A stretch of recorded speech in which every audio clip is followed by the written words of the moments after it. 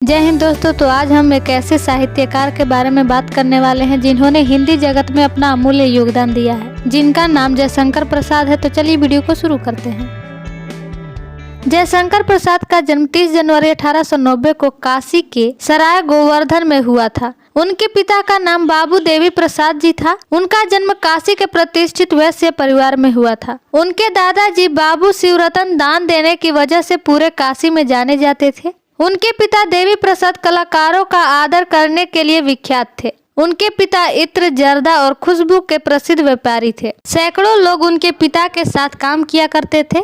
उन सभी के पालन पोषण की जिम्मेदारी भी उनके पिता की थी। कम उम्र में ही जयशंकर प्रसाद को बड़ी बड़ी पारिवारिक समस्याओं से जूझना पड़ा था। 8 साल की उम्र में मां और 10 साल की उम्र में पिता का स्वर्गवास हो गया था। किशोरावस्था तक पहुंचते पहुंचते इनके बड़े भाई की भी मृत्यु हो गई, जिसका इन्होंने दृढ़ता पूर्वक सामना किया। आइए अब हम इनकी शिक्षा के बारे में बात करते हैं। जयशंकर प्रसाद ने अपने जीवन की प्रारंभिक शिक्षा काशी के क्वींस कॉलेज से की। प्रतिष्ठित परिवार से होने की वजह से यह घर में ही रहकर पढ़ाई करते थे। दीनबंधु ब्रह्मचारी ने इन्हें संस्कृत, हिंदी, उर्दू तथा फारसी भाषा का ज्ञान दिया। घर का बचपन से माहौल होने की वजह से उनका साहित्य की ओर प्रेम बढ़ता चला गया।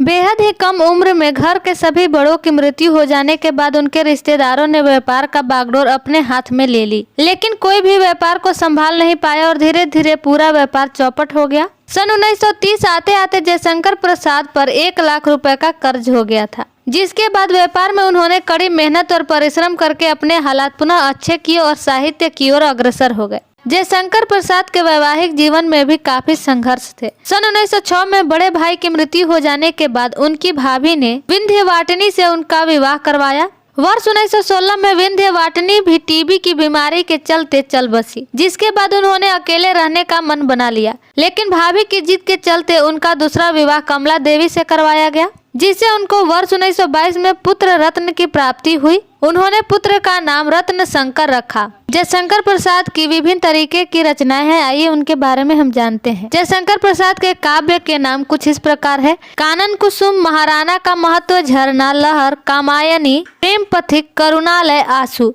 और उनके कुछ कहानी संग्रह है, उनके भी नाम हम जानते हैं। छाया, आकाशदीप, अंधी, इंद्रजाल, प्रतिध्वनि। उनके उपन्यास के नाम कुछ इस तरह है। कंकाल, तितली, इरावती। जयशंकर प्रसाद जी द्वारा लिखी गई नाटक का नाम कुछ इस प्रकार है। सज्जन, प्रायश्चित, राज्यश्री, कल्याणी, परिणय, कामना, जन्मेजय का नाग यज्ञ, विशाख, स्कंदगुप्त, चंद्रगुप्त, ध्रुव स्वामिनी एवं एक घूट। आइए अब हम इनकी मृत्यु के बारे में जानते हैं। सन 1936 को हिंदी साहित्य के महान लेखक जयशंकर प्रसाद को टीबी की बीमारी ने घेर लिया, जिसके बाद वह कमजोर होते चले गए। इस दौरान उन्होंने अपने जीवन की सबसे मशहूर रचना कामायनी को लिखा, जो कि हिंदी साहित्य की अमर कृति मानी जाती है। कामायनी में जीवन से जुड़े हर भाव, दुख, सुख, वैराग सभी शामिल थे, जो कि मानवता की हर अनुभूति महसूस करवाती है। 15 नवंबर सन 1937 की सुबह जयशंकर प्रसाद ने अपनी आखिरी सांसें ली और दुनिया को अलविदा कह दिया। जीवन के अंतिम क्षण में भी वह अपनी एक रचना इरावती पर काम कर रहे थे, जो कभी पूरी ना हो सकी। आई होप आप लोगों को ये वीडियो अच्छा लगा होगा। अगर अच्छा लगा तो हमारे चैनल को सब्सक्राइब जरूर कर ले, ताकि आने वाली वीडियो की नोटिफिकेशन आप तक पहुंच सके। जय हिंद, जय भारत।